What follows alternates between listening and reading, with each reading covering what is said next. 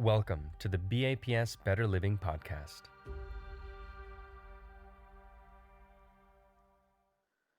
In the divine presence of Bhagavan Swami Narayan, in the equally divine presence of my Guru, Pramukh Swami Maharaj, Guru Mahan Swami Maharaj, in the revered presence of saints, some presidents, vice presidents, CEOs, CFOs, and others likely to occupy those places. I take this opportunity not just to welcome you to the BAPS Hindu Mandir, but knowing full well where the space of values, deeper understanding, greater purpose lie in your lives. Because it doesn't matter where we gather. We can always gather at a party, which George Orwell always called mimic warfare. Everybody goes to a party to have a great time, but you are secretly competing by dress. Who cracks a better joke? Who carries a greater impression? We carry our competition with us. We could gather in a marriage where we have come to celebrate somebody else, but we always believe that we are the center of focus. Arey yaar, somebody else is getting married, yet we want more attention than them. We can also choose to meet at a business forum where everybody is there to learn. There's nothing wrong, but nobody is there to help. And we can choose to meet, I hope one day we can, on the moon, where our entire perspectives change. My Guru Pramukh Swami often said that place plays an important and influential role on the way we think. If I ask you to pray at your home, you're going to pray for your families. But if I put you on the moon and I ask you to pray, you'll pray for the world. A change of position, a change of location brings a change of perspective. So I think give yourself a big hand. We are at a mandir which really helps you change from within. This is the place where we can really begin a change. So I choose to welcome you, but I also choose to challenge you. Because this I look upon not, of course you are tired of statistics, researches and reports. So let's look at world with completely different things and different way. I don't want to give you anything new. Today happens to be the International Day of Yoga. I don't want to ask how many practice it. All of you will be in amazing position to give incredible analysis about yoga. But I don't want to ask how many practice it, but what is yoga? Yoga is helping to channelize all our energies into one common factor that has the power to bring change or enhance or uplift us. So there's nothing new. What does yoga tell you? Breathe. And you'll tell me that, Swami, I breathe every day. But yoga tells you breathe, but breathe different. Pranayam is just breathing. You have been breathing all your life. But when you breathe in synchrony, when you breathe with a purpose, when you breathe with an idea, when you breathe with feeling your pran coming in and coming out, it completely changes the way it rewards you. So just as yoga is breathing, but breathing different. Nowadays, you can go to a doctor and doctor will give you two prescriptions. One, the meds you have to take. And second, always the life that you have to live. In a way, doctors which talked about taking care of your health also now try and influence the way you think. So he'll tell you, eat this, don't eat that, eat this twice, eat this thrice. And you'll say, but doc, I've been eating all my life. He say, yes, now you have a diet. So eat, but eat different. जो खाने का काम है वो हमको करना ही पड़ता है, मगर then eat different, just as breathe, but breathe different. Eat, but eat different. He perhaps will tell you that walk twice. I said, I've been walking all my life. I learned how to walk when I was 2. Well, you have to do brisk walking at a certain time, at a certain load, with a certain incline, so that your heart rate comes to a certain level. I said, Acha, is that what you have to do? Yeah. So walk, but walk different. What is exercise? Walk, but walk different. And then what is a marriage? Talk, but talk different. You'll get into a lot of issues if you don't learn how to talk. So today I want to say that you're doing this every day. I don't want to give you anything new. Think, but think different. The power of thinking different is not meaning thinking new things, overthinking. That's a bigger disease than underthinking. I don't think I've seen any madman commit suicide. I've seen great thinkers commit suicide. Just think. The disease of this world is not underthinking. The disease of this world has become overthinking. And wait till AI comes in. I was in Abu Dhabi. One of the leaders, and I'm talking about really high up, a royal family member, he told me that, Your Holiness, we are turning Abu Dhabi into the hub of AI, artificial intelligence. And all these scientists, they tell me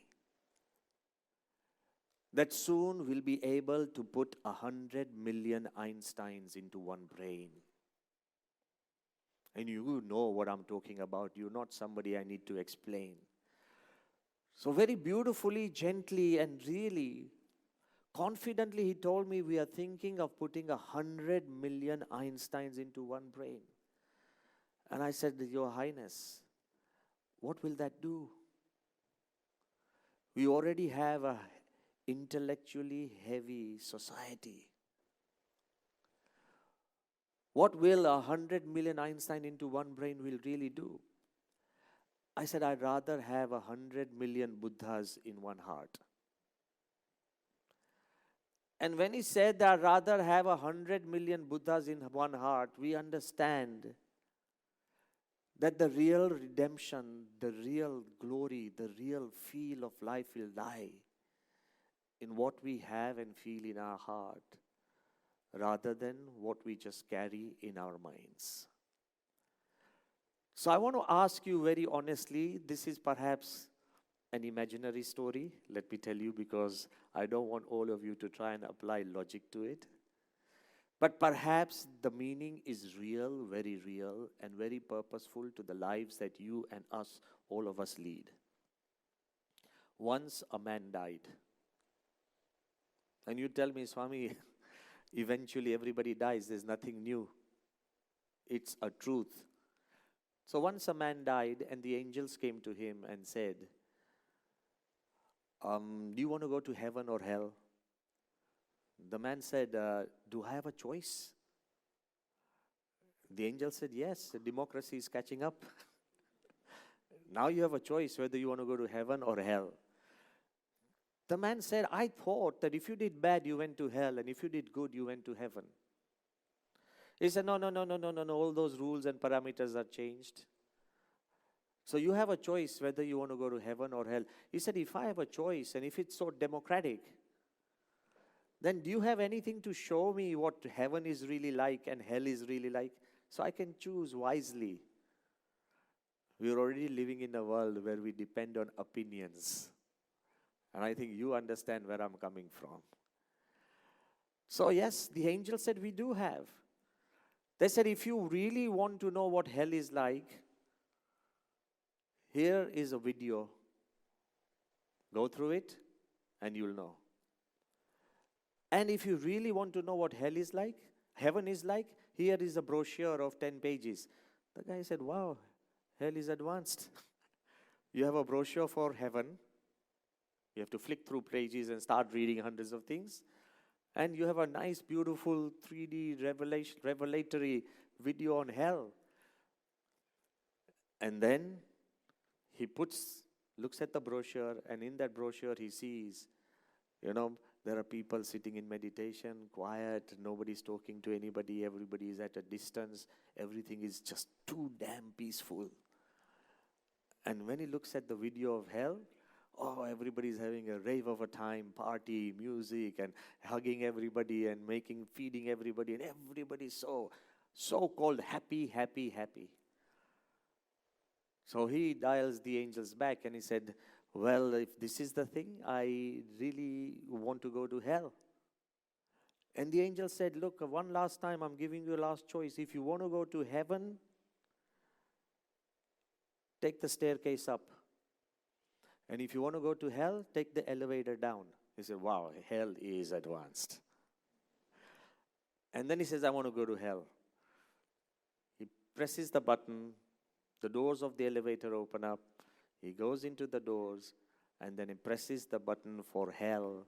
Suddenly, the floor of the elevator opens up. He drops deep into a pool of muck, mud, and cess.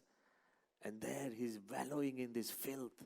Can't breathe. It's so dark. It's so horrible.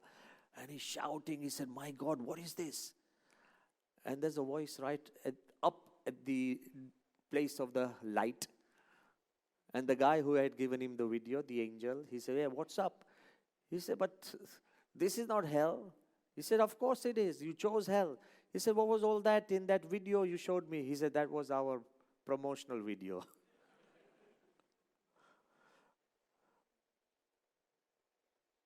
We live in a world of presentations, promotions, and PowerPoints.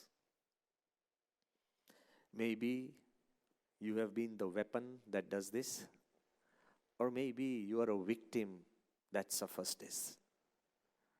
Whether you're a weapon or whether you're a victim, one day or another we have to face the truth. And that's what I want to talk about.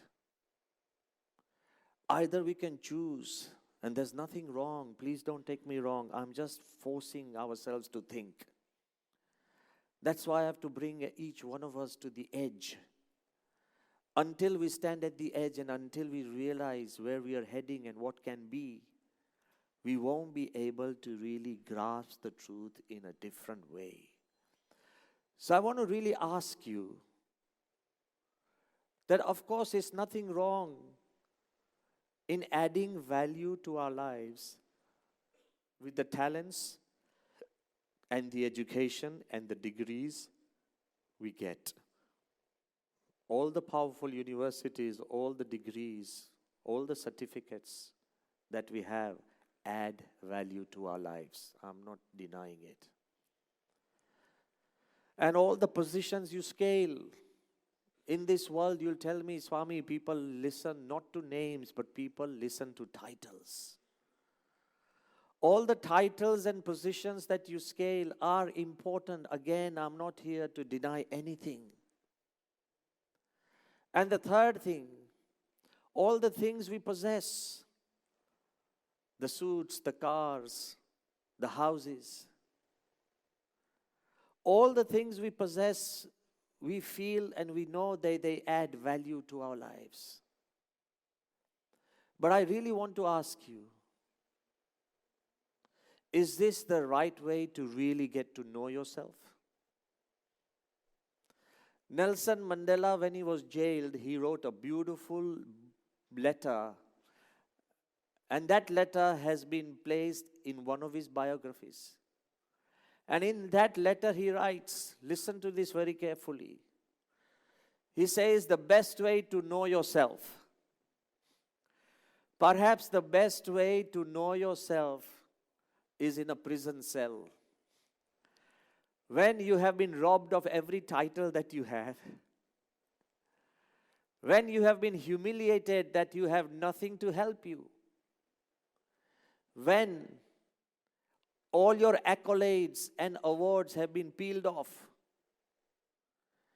And when you have nothing else except your own thoughts and emotions to accompany you. And where you have no friends and you are alone, perhaps that is the best place to get to know yourself. I want to ask you, alone privately, you have to think who you are and what is your purpose. How you can manage the things around you without just these titles, positions, and possessions. The moment we understand simple things can give us direction. Let me tell you one simple incident that happened with me in Dubai has completely helped me the way to re-evaluate life, the way to also chart my own life. I remember once I went for Padramnis as a monk. Padramni is like home-to-home visit where sadhus go. We pray, we talk to the family, and we actually discuss a person's life and then sit down in prayers so that they can better themselves in their own unique way. So as I was going through this amazing, successful man, his house, and he was showing me his entire house, and as I was sprinkling flowers everywhere, suddenly this man, he stopped before, in his living room, before a beautiful painting, perhaps the size of this. Can you see this board on the left or right side of the wall? So about size of that wall. And then he very proudly turned to me and he said, Swami, this costs, the value of this painting is 21 million dirhams. So of course I was very happy. I could see there was a twinkle in his eyes. And very gently I asked him, now pay attention. Very gently I asked him, I said, but who has given this painting this value? And he said, Swami, but you know, the painter, the artist is so and so. I said, but he's died long ago. I said, how many hands has this painting exchanged? So he started smiling to me. I said, I want to ask you, who has given this value of 21 million dirhams to this painting? It was an idea that came through my mind. And then I said, if you look at the worth of this painting in physical ways, it's just 4 strips of wood for the border, a small sheet of canvas, paint worth of maybe 50 dirhams. If I add all the blues and reds and greens, and such paintings, majority is plain white. So I said, if I add the dabs of paints on the painting, it costs up to maybe 50 dirhams. At the most, this painting will physically and practically cost 100 dirhams. I said, who gave it its value?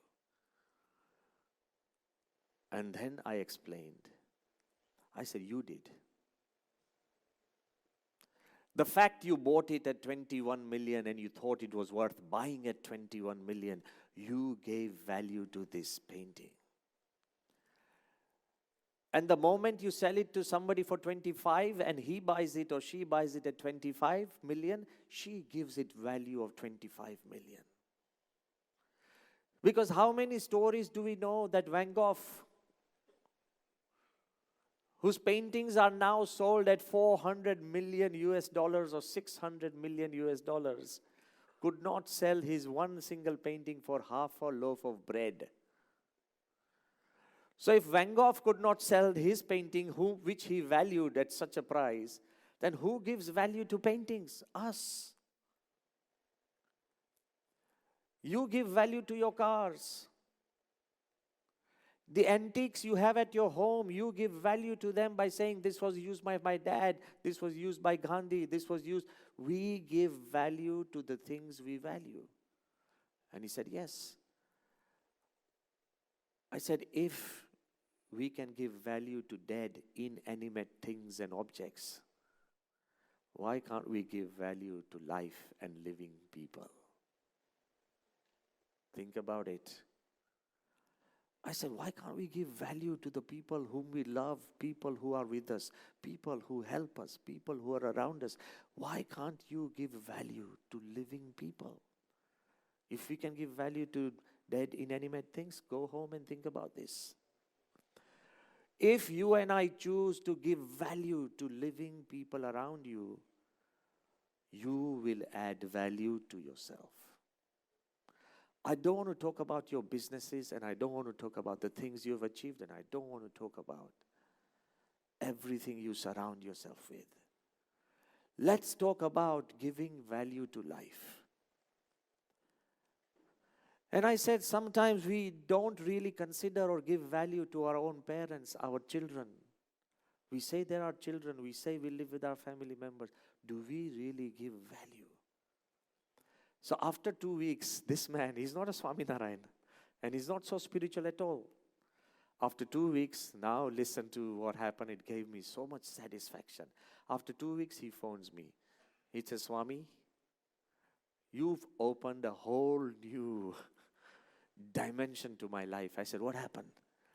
He said, for the first time in our board meeting, because it's his own industry, in my board meeting, I had a chair and I asked my father, who's 82 years old, to sit in the board meeting. He said nothing. He contributed nothing. But when he sat for these 2 hours of our board meeting in silence, after the board meeting was finished, he called me close and he says, son, you don't know how valuable you made me feel. He said, the fact I could add value to my father has completely changed my relationship with my family. Now, what was the magic thing? What was the secret? Is it something that you have to go to a university to learn? No. Is it something you have to do a special course and pay up and get and learn something? No. If you learn to add value to the people around you, you will add value to your life. While all the other forms are important, the degrees, the titles, and the possessions, I'm not devaluing them, no. But I do believe, can you be a leader who adds value to wherever you go? Or are you the person who sucks away life or generates darkness wherever you sit? If you add value, you yourself will grow in value. And there is a way. When President Clinton met His Holiness Pramukh Swami Maharaj, and when he decided to sit with him in the heat of Ahmedabad, it was about maybe 2:30 in the afternoon. The sun was boiling, scorching. And when they sat, one of the things he told Pramukh Swami, which I was there part listening as I was translating, and he said, Your Holiness, there are so many people in this world who think that they can rise by pulling people down. But when I look into your eyes, I can see that you have risen by helping people rise. You could be the boss, you could be the leader, where you come to a meeting and you put everybody down and you are an undisputed leader. But you could be a leader who walks into a meeting or sits and who helps everybody feel genuinely important, not just this world of presentation just for the sake and not just plastic relationship. No. You could help everybody around you rise, and in that way, they will carry you on their shoulders. So value-added life is, can you increase the value of your life by helping increase the value of others? In different words, Pramukh Swami often said, and I'm paraphrasing those words in a beautiful English sentence, build your people and they will build your empire. Take care of your people and they will take care of your world. If you ask them to take care of your world, they will not. They will take care of their own world. It's a very simple formula. And you'll ask me that, Swami, but how can I add value to the people around me? So first, let me be frank. તમે બધા સાધુ નથી, you are not monks. And I can't ask you to let go of all your responsibilities and just be good and kind and auspicious to everybody. No, you're in a position where you have to evaluate, you have to tell the truth. Sometimes truth hurts. Sometimes you have to take tough decisions which may not be joyful for others. But I want to say that there are times and there are moments where you can genuinely rise above the cutthroat competition and still be a powerful leader by showing empathy in different ways. So first, my first simple idea would be create time. And you'll tell me, but Swami, that's the first time we are hearing the phrase creating time. We've all learned in this way that our schedule is tight, we can't change it. We only have a set number of hours and you can't increase them. Time is something that can't be got. Time is something that you can't have. Time is running. Time, we can't catch up. We don't have time ourselves. How can we really give time? I am telling you now, write these two words down in your heart. Create time. You'll tell me only God can create time. How can I create time? You can. We do make time for the things that we love. Come on. The movie that we want to see, we make time, set everything aside. If you are interested in your loyal Indians, you love cricket, so you'll spend time. I've seen people just this morning, this man told me, the Swami, I was up from 4 in the morning. I said, well, why? Cricket. You create time for the things that you love. Yes or no? Tell me. Loudly, come on.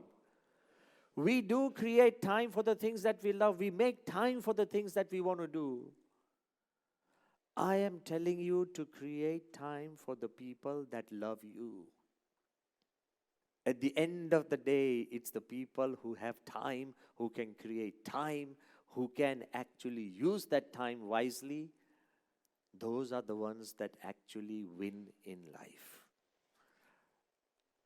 And you'll tell me, Swami, what do you mean by create time? Do you want to build your people? Take care of their critical moments. You can't be at home all the time. It's impossible. You can't be babysitting your people every second. That's impossible. You can't be everywhere at every moment. That's impossible. Even God is not. But you can be present at critical moments, and that's why you can. You are what you are and who you are. What do I mean by critical moments? Moments that's important. Sometimes your friend is ill and is hospitalized and you feel that's important. You can shift a meeting, cancel a meeting, do anything. Be there at a critical moment. He will immortalize that moment. You don't need to give any more time if you've taken care of critical moments. But in this illusion that we have no time, we have no time, we have no time, we brush aside even the critical moments. Do you understand that? Even your family is not so that rude or demanding. If you take care of critical moments of your children, your wife or your husbands, I'll explain later what do I mean. But if you can take and save the critical moments, you have been able to create time which will give you the power to actually, more importantly, save the day and the moment. And if you want to understand what do I mean by that, I remember that after Dr. APJ Abdul Kalam, India's most famous scientist, who was the principal scientific advisor to the Prime Minister of India, later on he went to become the President of India, who was one of the fathers of our atomic bomb. I had a very deep friendship with him, and I remember him today because only yesterday on 20 June, he had written his final book, Transcendence, his experiences about Pramukh Swami Maharaj, and he had come to a small village to actually hand that book over and release that book. So Dr. Kalam, every time I went to Rashtrapati Bhavan as a friend, and I'm saying it as it is, that must have been almost 18 to 19 times while he was president. You don't go to the presidential house so often. But he would want discussions, ideas as we would share. Every time, now remember this, every time we went, he would walk us to our car. And I said, President Kalam, it's not protocol for a president to walk somebody to his or her car. He said, nope, I'll do it. I said, but why? You know what he told me? The once when I was in a big festival in Gandhinagar Akshardham, and the festival celebrated 50 years, golden years of BAPS children activities. Almost 25,000 children had gathered. Once the festival was over, Pramukh Swami was supposed to be seated in the temple because of his age. Dr. Kalam and us, we were walking through the crowds to his car, which was maybe just 100, 200 meters away. And as we walked quietly in this crowd, and we walked to the car, to his shocking surprise, he saw that Pramukh Swami himself had walked just behind him, quietly to the car to see Kalam off. And Kalam, when he looked at Pramukh Swami, he said that he didn't have to come. He's a spiritual leader of millions. He didn't have to come and walk me to my car in this crowd. The fact Pramukh Swami created time, for 18 times Kalam always walked us to our car. It's not for a return, it's something that drives people if you save a moment. And it doesn't always have to be needy, difficult.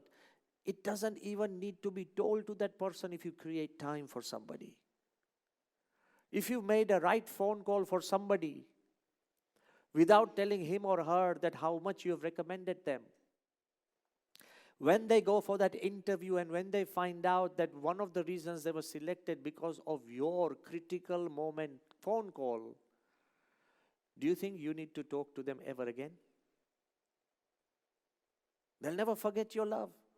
So it's not about how much time, the extensity of time. It's about the intensity of the moment. In Pramukh Swami's life, one man, he was a devotee, Jai Krishna Patel, in London in 1990s. He was in a hospital, he was on his deathbed. From the hospital, he called Pramukh Swami and said, Swami, I really want to just see you once. I hope I can see you once. Everybody would want to have the darshan of their guru. And he remembered that when he was a young boy, he used to go around into the villages of India with Pramukh Swami. You know, as Pramukh Swami went from home to home in simple villages. So he said that I accompanied you when I was a little child. So I remember those moments. Now I'm in a hospital and I really just want to see you once. Pramukh Swami was far away. And it was impossible for him to physically meet Pramukh Swami, or even Pramukh Swami was too distant to even be present in the hospital. And now you'll tell me, Swami, how do you solve this issue? How do you solve an issue that has been separated by geography, chronology, and practicality? You know what happened? When this man passed away, Jai Krishna, to everybody's surprise, Swami asked somebody to get ready a car. Long before his coffin arrived in the funeral home, Pramukh Swami had quietly parked the car. He was sitting amongst the tombstones. Pramukh Swami Maharaj, he was sitting among the tombstones. When the car came carrying his coffin, the dead body, the whole family was shocked. And Swami said, you actually wanted to see me? I actually also wanted to see you before your last rites, and he paid his respect. Jai Krishna wasn't there to feel this. But do you think this can be lost in the hearts of the millions who know?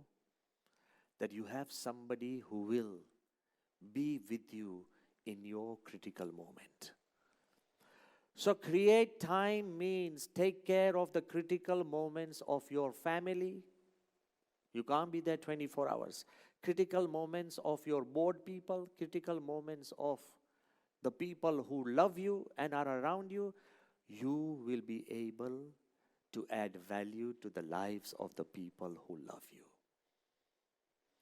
The second thing I wanted to share, and I think it's very important,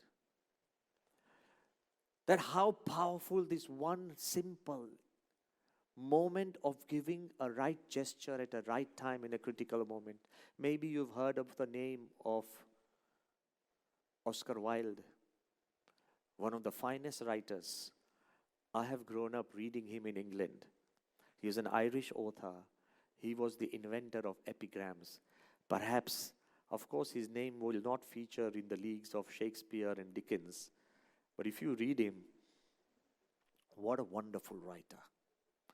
Oscar Wilde was so famous at a young age as like a celebrity status in those times in England.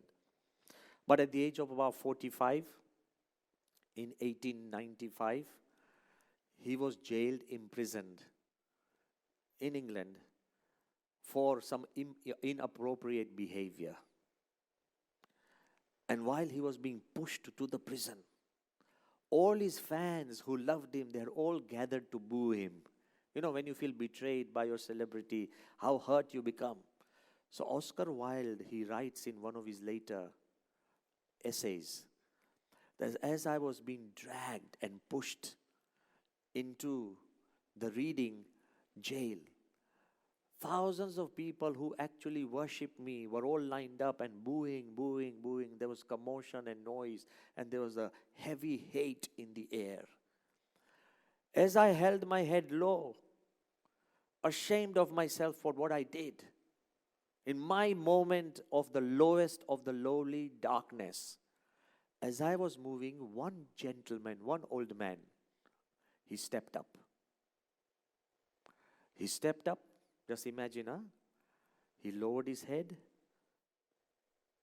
and took off his hat in a genuine act of respect to me. The whole crowd was silenced because of one kind act. And then he placed his hat back and I was pushed into the jail. You know what this famous celebrity writes? He said, at a time when all my prose and poetry had turned to dust, at a time when all my awards and accolades had been crushed, at a time when I found difficult to breathe, even walk, at a time when all my knowledge, wit, and wisdom had dried into a barren landscape, this one kind gesture from an unknown man made my desert bloom. I don't know who he was. I don't know why he did that. I don't know him at all. But I would be ready to give up the kingdoms of heaven just to find him once more and hug him, because he made me alive from the valleys of death. Imagine the brightest author who has been praised all his life understands the power of critical moments of kindness. So don't forget that gives you life, will add life to everybody. The second idea I would say, how do you add value to your own people and in turn add value to your life? Forgetting mistakes. Or you say, Swami, I do that all the time. But the problem is we forget our mistakes. Those people who tell me that, Swami, I find it so difficult to forgive, are lying. Or you can, Swami, this is too strong a statement. One man came to me and he said, Swami, I really can't forgive. You don't know how difficult it is to forgive. I said, it isn't so difficult to forgive. He said, what do you mean? I said, how many times in a day do you forgive yourself? You're intelligent, ask yourself. If you wake up late, you always have a reason. Oh, yesterday I didn't get enough sleep and proper sleep. Oh, I had a neck ache. You always have a reason to forgive yourself. Every time you get a stomach ache, you always blame the food. खाने में कुछ आ गया. You don't blame yourself कि अंदर ज़्यादा आ गया. You never blame yourself that you've eaten too much, but come on. How many times do you forgive? What's this idea of cheat Sunday? You're dieting and everybody says, once in a while, once a week, I just cheat myself. Come on, you've already cheated 3 times in a week. How often do you forgive yourself? And how easy it is to forgive yourself. Why can't you forgive others? At your level, at your point and your position, of course, you are there to evaluate. But can you forget the critical mistakes of your loved people? The sign you love them should always feel that you are able to overcome and let go of critical mistakes. We've heard about John D. Rockefeller, Standard Oil Company. There is a legend about Rockefeller that one man, his star manager, he committed mistake and he lost about $1 million because of his silly mistake. And everybody in the company knew that he was in for it. And that morning, next day, his name was there that he had to see Rockefeller. While he's waiting outside, almost half an hour elapsed. And he's so concerned that, oh my God, what's going to happen? I'm waiting half an hour. He doesn't want to see me. He hates me. He wants to make me feel miserable. Definitely, I'm going to get the sack. And I'm going to be fired. He knew everybody expected that $1 million at that time when the company was just growing. And when he entered, Rockefeller had a list of things written on a small sheet of paper. And the first thing Rockefeller told him, that I'm sorry, I made you wait half an hour.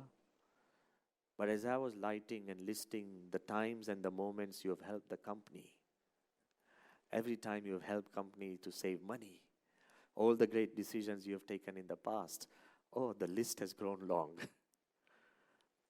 There are almost 20 to 25 times you have helped the company. So forget this mistake. I'll never remind you of it again. Do you understand? Rockefeller was busy making a list of where and when this man had helped the company. Can you look at the things, the same things differently? Don't turn people into scapegoats. Don't actually blame others for the sake and responsibility you had to take. If you can do that, you will be able to generate an environment that will not just rebuild your company, will not just rebuild your families, will not just rebuild your lives. They have the power to rebuild countries. And you may ask me why. Look, I had the opportunity to meet Nelson Mandela. And who doesn't know who he was? The man who was conspired against. He went to jail for 27 years for no fault of his own. Where the regime after regime actually, the Prime Minister after Prime Minister of South Africa, in their meetings, they prided themselves and bragged that one day we want to see Mandela hanged. If you're in a prison and every day you read in the papers that the cabinet meeting was discussing or ruminating about hanging Mandela, how heavy would your heart become? But I want to tell you an incident which Isu Chiba personally told me on the stage. This is not read and this is not heard from another. This is heard from Isu Chiba's mouth. Now get ready for it. Isu Chiba, he too was in the African National Congress. He too was in this massive fight against apartheid. He too was in this mission of equality. And as Nelson Mandela was jailed for 27 years, Isu Chiba, a man of Indian origin, was jailed for 18 years. 18 may sound small in front of 27, but come on. 18 years in jail for no fault of his own. So Isu Chiba was sitting next to me in a big event, and he told me that I'm deeply touched by the life of Pramukh Swami, because after Mandela, I've only come across a soul as grand as Pramukh Swami who has forgiven even the toughest of irregularities or discriminations done against him by lay people. He's a saint, he's forgiven, he's moved on. So I said, but tell me, what about Mandela? You know what he told me? He said, Swamiji, I had gone to India just to get married, and I come from the area of Navsari. Okay? I had freshly got married with a young woman from Navsari, and I had brought her to South Africa. And we were all involved in this ANC anti-apartheid movement. It had hardly been 3-4 months, and we were picked up for no reason at all and jailed. And we've spent our final years in Robben Island. It's an island, even if you escaped, you died. Infested and cold and freezing. Nobody had escaped Robben Island. That's just offshore Cape Town. He said the worst and the most humiliating thing that was in the prison, every month we got a chance to have a visit from our family member. But the sickening thing was that the Afrikaner prison guards would be next to us, and my wife would be standing about 20 feet away, so there cannot be any private whispers. We had about half an hour.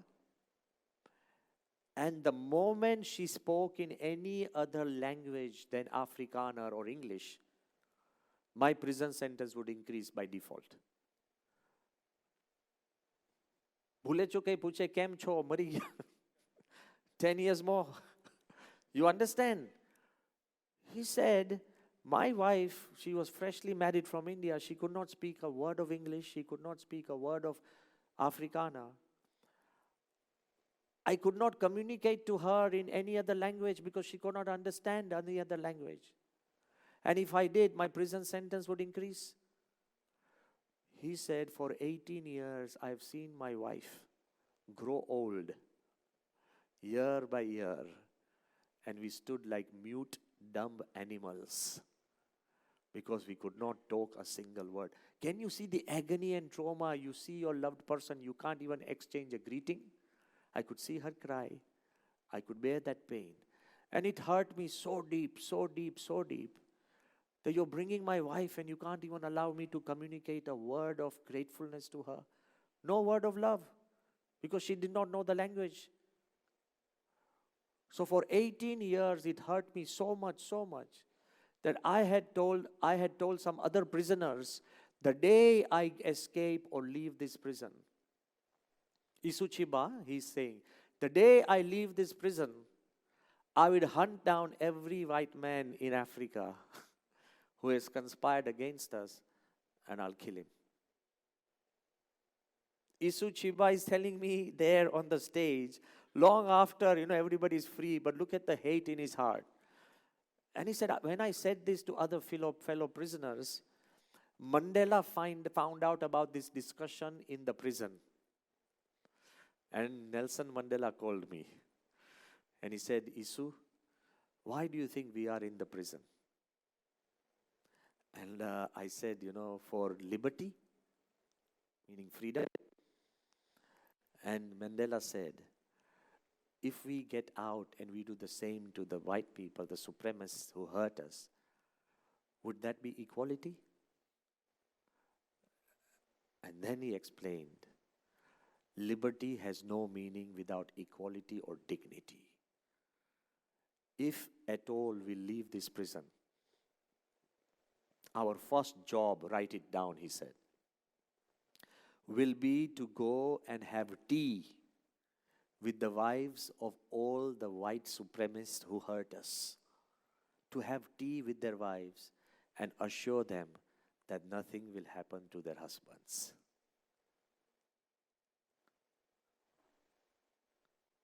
Can you do even a little bit? A man who had nothing, a man who was nothing with him, had the heart to go to the wives of the people who hurt him, conspired against him, jailed him, and still was willing to forgive at that level. If you carry grudges and hatred in your own heart, it's your own heart that will be diseased. Trust me. So the second thing which is most important is forgetting mistakes, not just forgiving. Critical mistakes of people whom you love have a heart to let go. So don't carry hurts and hates for people around you who are there, your family members, even if they had done. Be large-hearted and overcome them and let go. So first, create time for critical moments. Second, forget mistakes of others just as easily as you forget your own mistakes. How proudly do we say, oh Swami, I failed 3 times, but 5th time I succeeded. Then allow guys around you to fail a few times, because 6th time they may succeed. Why are we so ruthless? So create space for others in your life, and your life will add a shine of value.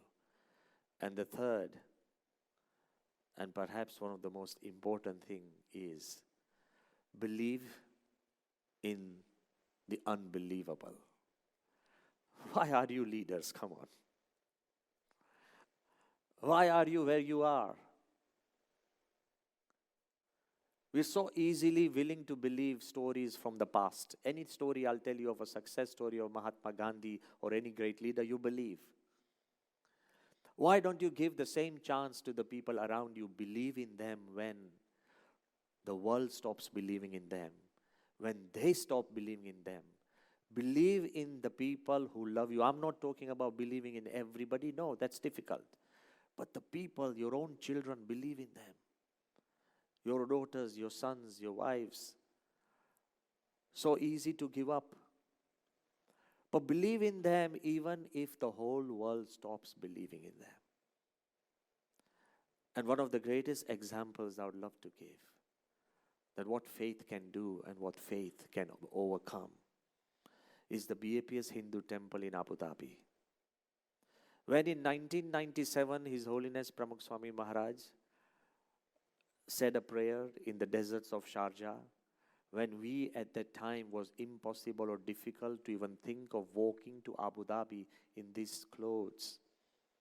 You ask everybody around. Not that there were laws, but there were phantom fears. You know, sometimes there are phantom fears. Normally when you see a police car stopping some other car, every car will slow down and stop. By default, you come into discipline. And the police might just be asking, oh, hi, how are you? They're just friends and hanging around. And still, there are phantom fears that regulate our lives.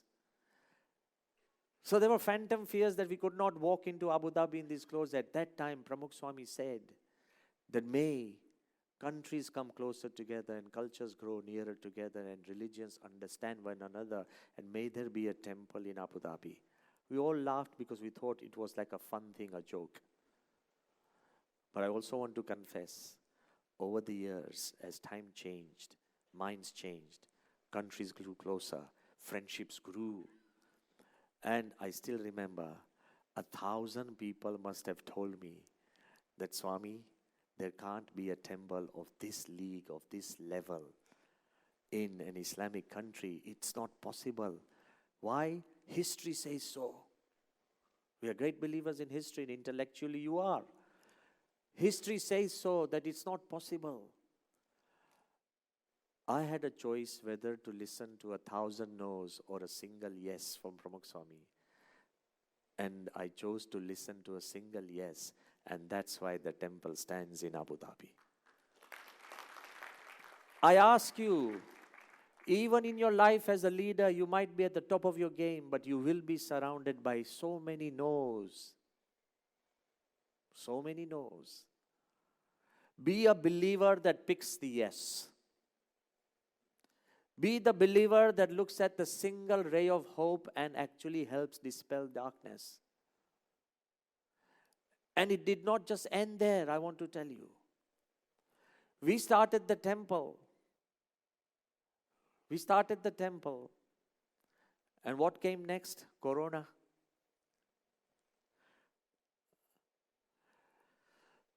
One large-hearted donor like you who believed in Indian culture, Hinduism, who believed that such a change will realign the mindsets of the world.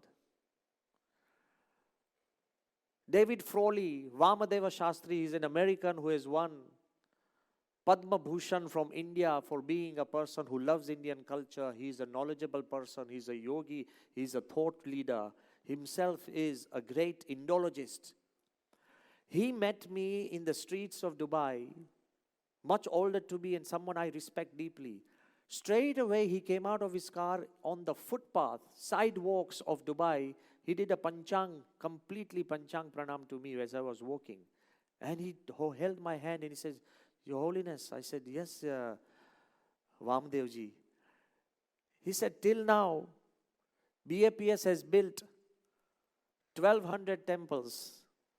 They are all inspirational. Wherever these temples are, they inspire people to live better lives, better families, more moral, ethical lives. He said, till now, BAPS has built 1,200 temples. They are all inspirational. After building Akshardhams, which will last for generations, they have become generational. But then he said, this one temple in a Middle East country is civilizational.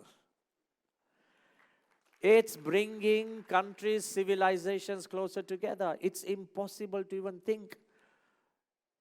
But let me add, one of the most valued and one of the most respected leaders that India has produced is Dr. S. Jaishankar. A no-nonsense man, straight from the hilt, straight from the heart to the heart. When he came to the Abu Dhabi temple, he started pinching himself literally like this. I've never seen Dr. S. Jaishankar out of protocol, correct? He started pinching himself. I said, Dr. S. Jaishankar. He says, no, Swamiji. This is literally like a fairy tale. And he had written to me that this BAPS Hindu temple is like a Cinderella story. You are turning fairy tales into reality. It is more real than real. And in times to come, there will be legends about Swaminarayan sadhus having conversations with Islamic kings, just as there are legends about Buddhist monks having conversations with Chinese emperors. He often said, and this was echoed by Durga Shankar Mishra, who created the entire Ram Mandir, helped create the Ram Mandir, who created the Kashi corridor. Durga Shankar Mishra, he is a very important IS officer who actually rebuilt the Central Vista, the entire new parliament building. And you know how difficult it gets in a democratic country when everybody can say anything they want. And nobody listens to anything everybody says. So Durga Shankar Mishra, when he came to see the Abu Dhabi temple, he said, Your Holiness, I want to tell you that there has been nothing more powerful, more important than the making of the Ram Mandir. And definitely there is nothing more important a moment. फिर भी उन्होंने मुझे एक बात बताई कि स्वामी जी 500 साल पहला राम मंदिर था. There was a Ram Mandir 500 years ago. और 500 साल तक भारत के मानस में राम मंदिर रहा है. For 500 years, this idea of a Ram Mandir has never been lost from India's conscious. But Abu Dhabi में मंदिर बने ये किसी की कॉन्शियस में भी नहीं था और किसी की कल्पना में भी नहीं था. वो भगवान की देन है, उससे बिना ये हो सकता नहीं है. So I want to tell you, if you believe in higher than yourself, if you believe in the impossibles, then things will become possible. The beautiful part of His Holiness Pramukh Swami has always been is to believe in people. And when you believe in people, it's the people who build your empires. You understand that? But if you demotivate, if you cut short, if you fill yourself around with smaller people, then you can imagine you will actually grow or weaken in your own size and become smaller. So to build your own life, add value to your life, add value to the people around you.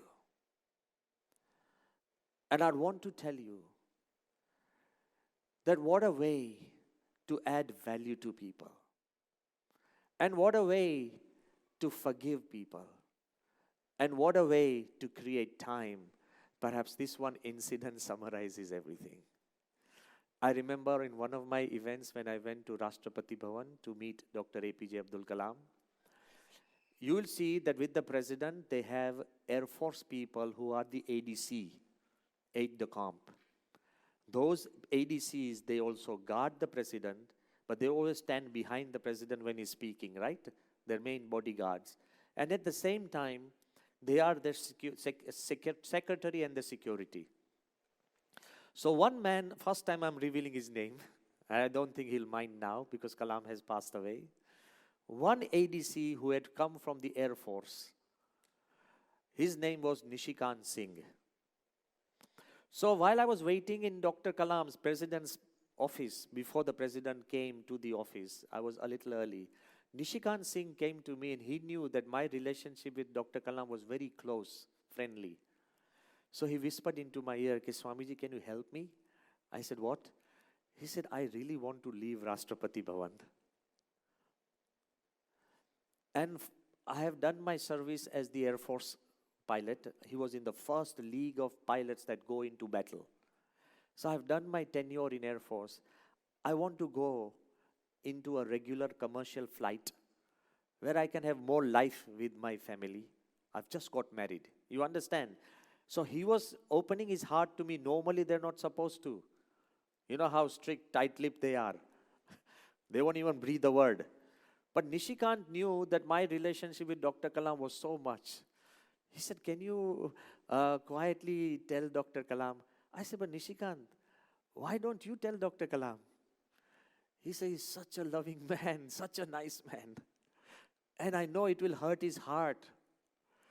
And that's why I don't want to be the one to tell him that I want to leave Rashtrapati Bhavan. You understand what it is. You will face such situation. The people want to cradle the gun on your shoulder and ask you to pull the trigger. So Nishikant is trying to explain to me with so much love. And I loved him as well. She said, why don't, Swami, please, you should tell Kalam. I don't want to ask him and look into his eyes. And I don't know, see the hurt in his heart. Kalam was a very gentle person. What a leader.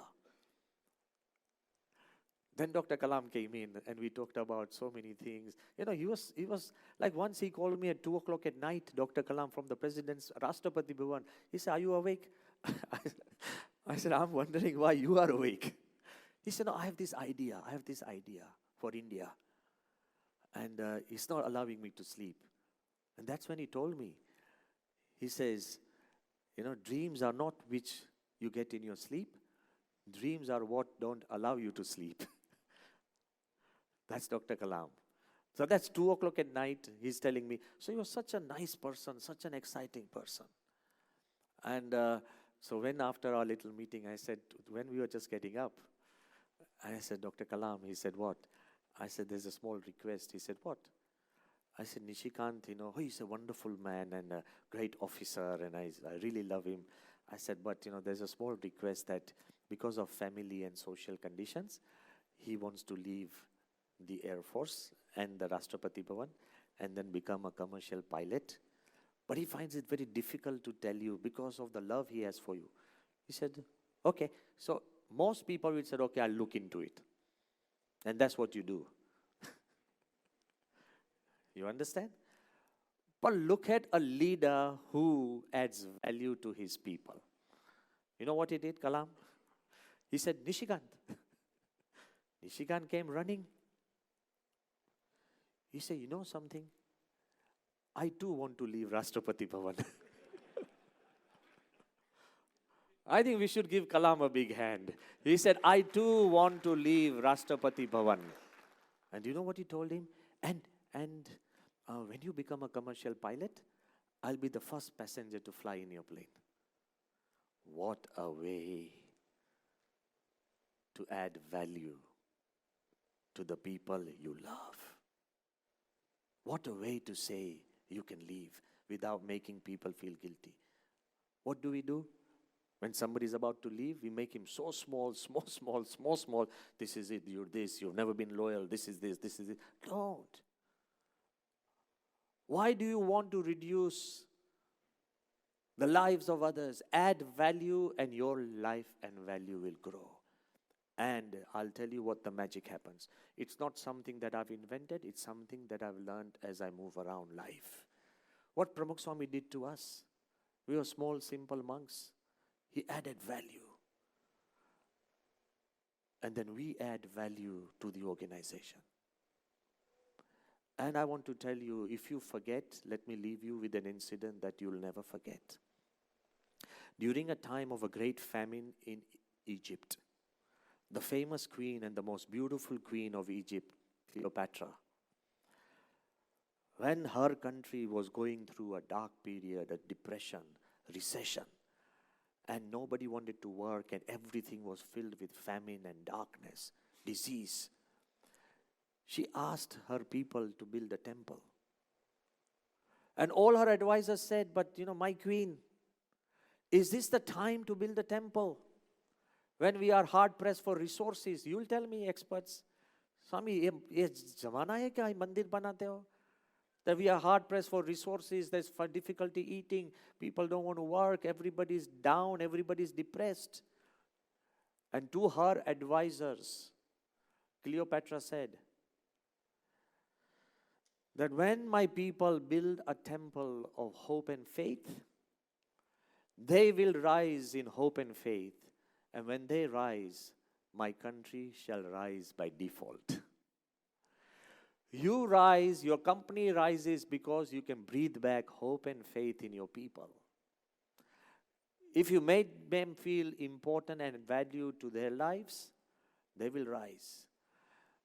And to summarize everything into a short 3 sentences, let me end with a very story which is very close to my heart, as I did a small project when I was a 12-year-old boy in England. I was fascinated by the Roman Empire. Many kids maybe. And I used to love sketching the gladiators, the centurions, the legionnaires, and all the costumes and the feathers and the strength of the Roman Empire. It was a military regime, unfortunately. In my little research, as I used to do it, it's about a 12-year-old boy, I did a research of 200 pages on the Roman Empire. I came across a story of Pompey. And that story is very interesting, that Pompey was the first army general who came back alive to Rome. What happens when you are general and you go to the next door country and you fight a war, you win, and then you go to another war, you win. Victories are addictives. And normally it was almost a tradition that every general died in war because he could not give up this thrill of a war. So they would go from battle to battle to battle, and all the stories will travel back to Rome. That, wow, Rome has won another land, another country, another country. So stories would come back, the generals would never. But it so happened that Pompey, after winning half of Europe, even North Africa, he one day returned to Rome. When Pompey returns to Rome, all the Romans are out into their balconies, the patios and the village squares. The senators are out on the Senate steps and everybody is throwing flowers. They're all shouting, Pompey the Emperor, Pompey the Emperor. Because he was the one who turned Rome, a republic, into an empire. The first generals. This was long before Caesar. And when Pompey was walking through the streets, his name being shouted with glory, flowers being strewn and people celebrating the mood of an empire, In that crowd, a young boy, a youth, he needles his way through and comes close to Pompey and holds him by his elbow. And in that crowd, when Pompey is being glorified, this youth had the audacity and the courage to whisper into Pompey's ear, "How can I be like you?" Takat kehvai ne. In that moment of glory, he goes, "How can I be like you?" And in that crowd, now listen to this. Pompey turns to that youth. He says, "Win the people, not wars." After winning all the wars, he said, "Win the people." What am I telling you? Win your people. Not through presentations and PowerPoints and promotional ideas. By taking care of the critical moments, creating time. By forgetting their mistakes, giving them a second chance. By believing in them when nobody else believes in them. Win the people. He said, "Win the people, not wars." Remember this line. The second thing he said, "Speak your heart." The higher you go, the more diplomatic you become. I think everybody's smiling. The higher you go, the more diplomatic. I'm not trying to say don't be diplomatic. At least try and get your truth conveyed. One of the highest leaders of the Middle East, a royal family member, told me that, "Your Holiness, when you are so big, and when everybody says just yes to you, and nobody says a no, nobody has the guts to tell you the truth, and you have very few real friends. I don't want you to be frozen in a cold storage of superiority." So second, speak your heart. Even in private moments, tell them, "This is how I feel." Be like Kalam and say that, "I too want to leave Rashtrapati Bhavan. I too feel pressured by this." Be a human. So first, win the people, not wars. Speak your heart. And the third, I think that will really bring your marriage back to the moment of joy. Keep the promises you give. Very simple thing. And it says, "Swami, but it's so difficult in my position." Then it will make you give less promises. Only promise which you can fulfill and keep them. Be careful with your promises. These three things Pompey tells that young youth. Win the people and not wars. Speak your heart and keep the promises you give, and you will become an emperor wherever you are. You'll become an emperor in your own home. People will worship you. You'll become an emperor in the boardroom. You'll become an emperor in your businesses. You'll become an emperor. You will find your own worth. And I want to really be honest. You can only become an emperor. In the words of Pramukh Swami, build your people and they will build your empire. Help your people and they will help your world. Add value to your life by adding value to others. And I think there's no statistics in this. There are no spreadsheets. There are no PowerPoints. And you don't have to decide whether we want to go to heaven or hell. I rather think we are better on this earth. But let's create a bit of heaven on this earth, which we really hope to visit hereafter. My prayers are for you. I have learned this from Pramukh Swami Maharaj, Mahant Swami Maharaj, and I want to tell you that having a discussion like this in this place is far better than any other place that we can imagine, because the magic and the spiritual energy of this place is something that helps us all live a life. Thank you very much. We hope you enjoyed this Better Living episode and that it added value to your life. This episode and all content on this channel is created and managed entirely by Swamis and volunteers of BAPS from around the world. Our volunteers are continuously inspired by the sincere, transparent, and selfless lives of Pramukh Swami Maharaj, the former Guru of BAPS, and Mahant Swami Maharaj, the current Guru of BAPS. Their character, their teachings, and work have inspired millions of people across all backgrounds, faiths, and cultures throughout the world. They have encouraged all, regardless of one's beliefs, to live a mindful, a balanced, and a harmonious life. If you enjoy content that inspires you to be better and do better, and you would like more better living content, follow us on Instagram and YouTube by searching for BAPS Better Living. Thank you for choosing to spend your valuable time with us.